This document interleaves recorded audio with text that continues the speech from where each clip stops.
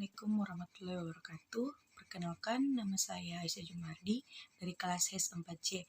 Baiklah, saya akan memaparkan materi tentang perbankan syariah. Materi yang ke-9 yaitu yang pertama ada penghimpunan dana.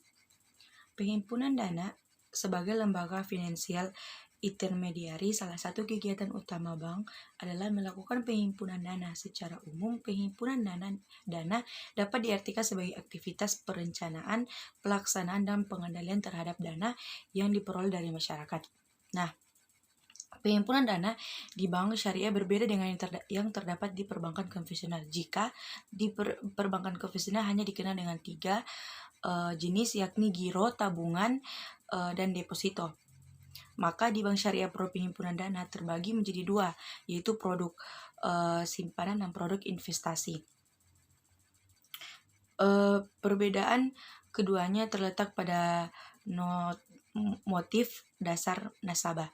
Produk dana simpanan dibuat untuk nasabah dengan motif sebagai simpanan saja, tanpa memiliki niat untuk memperoleh return atau hasil investasi tertentu. Sedangkan produk dana investasi ditunjukkan bagi nasabah untuk melakukan kegiatan dengan mengharapkan return tertentu. Nah, fungsi penghimpunan dana, pertumbuhan setiap bank sangat dipengaruhi oleh perkembangan kemampuannya menghimpun dana masyarakat, baik berskala kecil maupun besar, dengan masa pengendapan yang memadai.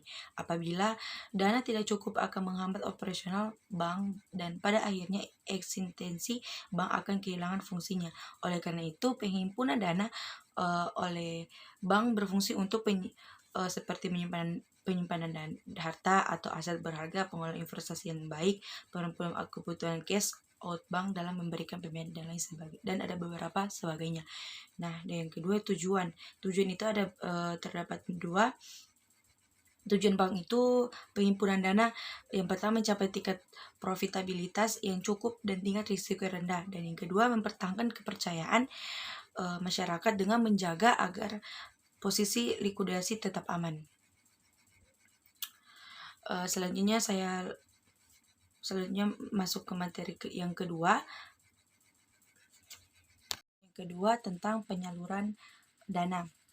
Nah, penyaluran dana dalam penyalurkan dananya pada nasabah secara garis besar, produk pembiayaan syariah terbagi menjadi dalam 4 kategori. Yang pertama, pembiayaan dengan prinsip jual beli. Prinsip jual beli dilaksanakan sehubungan dengan adanya perpindahan kepemilikan barang atau benda. Tingkat keuntungan yang bisa didapat bank ditentukan pada saat ijab kabul antara bank dengan nasabah yang menjadi harga atas barang yang dijual. Dan yang pembiayaan murabahah, lebih dikenal dengan murabahah saja. Murabahah yang berasal dari kata ribu atau keuntungan adalah transaksi jual beli di mana bank menyebut jumlah keuntungannya. Dan pembiayaan salam dalam transaksi jual beli di mana barang yang dipesan belum ada di gudang penyimpanan persediaan bank. Pembina istisna, produk istisna hampir menyerupai produk Islam, tetapi dalam produk salam pembayarannya yang dilakukan oleh bank beberapa kali atau termin pembayaran. Selanjutnya dan yang ketiga tentang jasa perbankan syariah. Jasa perbankan syariah selain menjalankan fungsi sebagai intermediaris atau penghubung antara pihak yang membutuhkan dana, defisit atau unit, dengan pihak yang kelebihan atau surplus unit, bank syariah juga dapat menjalankan berbagai pelayanan jasa perbankan kepada nasabah dengan mendapatkan imbalan atau perbankan tersebut seperti syarf atau jual beli valuta asing. Kafala memiliki arti yaitu jaminan, wakala memiliki arti yaitu penyerahan, pendelegasian atau pemberian mandat. Dan yang keempat, hawala. Hawala adalah akad pengalihan utang dari pihak yang berutang kepada pihak lain yang wajib membayar atau menanggung hutang tersebut. Secara sederhana, hal ini dapat dijelaskan bahwa bank memberikan pinjaman kepada Bang Doni, sedangkan Pak Doni memiliki piutang kepada Pak Riki. Begitu Pak Doni tidak mampu membayar hutangnya kepada bank, lalu Pak Doni mengalihkan utangnya kepada Pak Riki. Dengan demikian, Pak Riki membayar utang Pak Doni yang ada di bank, sedangkan utang Pak Riki kepada Pak Doni dianggap selesai. Nah, sekurangnya saya mohon maaf bila ada kesalahan. Assalamualaikum warahmatullahi wabarakatuh. Selanjutnya masuk ke materi kedua tentang pengertian fatwa. Nah, fatwa menurut bahasa berarti jawaban dari suatu kejadian atau peristiwa yang merupakan bentukan sebagaimana dikatakan oleh Jamaksyari dari kata al-fata atau pemuda dalam usianya, dan sebagai kata kiasan atau metafora atau istihoro. Menurut Amir Syarifuddin, ifta berasal dari kata afta yang artinya memberikan penjelasan. Menurut Kamus Lisan Al-Arab, fata berarti tentang menjelaskan. Pengertian fatwa menurut syara ialah menerangkan hukum syara dalam suatu persoalan menjadi sebuah jawaban dari suatu pertanyaan.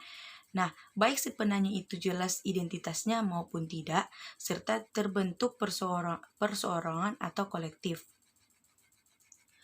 Sedangkan dalam Kamus Bahasa Indonesia mengartikan bahwa fatwa sebagai jawaban atau keputusan dan pendapat yang diberikan oleh mufti tentang suatu masalah. Fatwa juga bermakna nasihat orang alim, pelajar baik, petua, sehingga dapat disimpulkan fatwa adalah hasil ijtihad seorang mufti terhadap peristiwa hukum yang diajukan kepadanya. Fatwa itu sendiri lebih khususnya daripada fikih atau ijtihad secara umum, karena fatwa yang dikeluarkan sudah dirumuskan dalam fikih, hanya belum dipahami oleh peminta fatwa.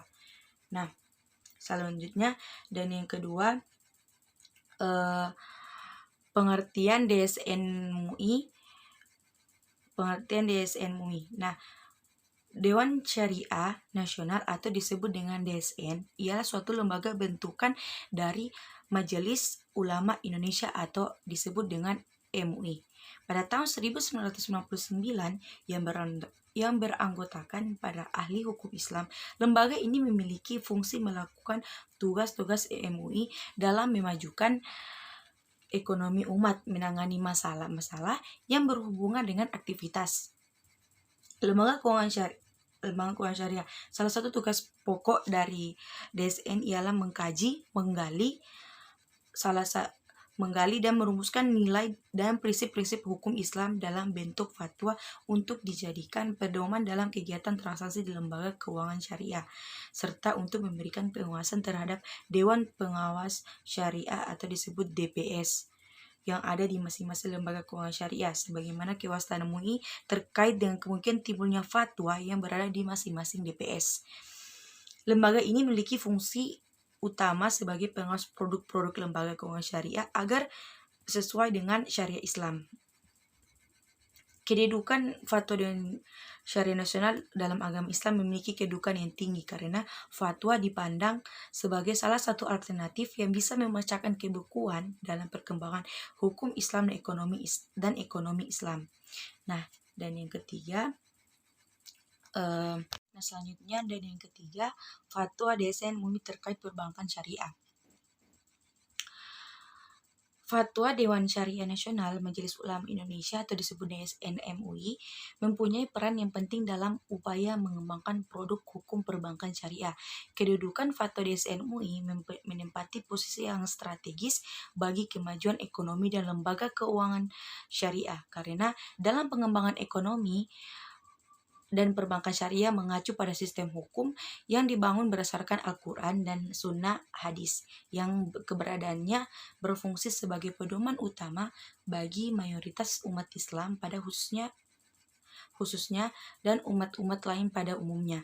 Fatwa DSN MUI yang berhubungan dengan pengembangan lembaga ekonomi dan perbankan syariah dikeluarkan atas pertimbangan Badan Pelaksanaan Harian atau disebut dengan BPH yang membidangi ilmu syariah dan ekonomi perbankan.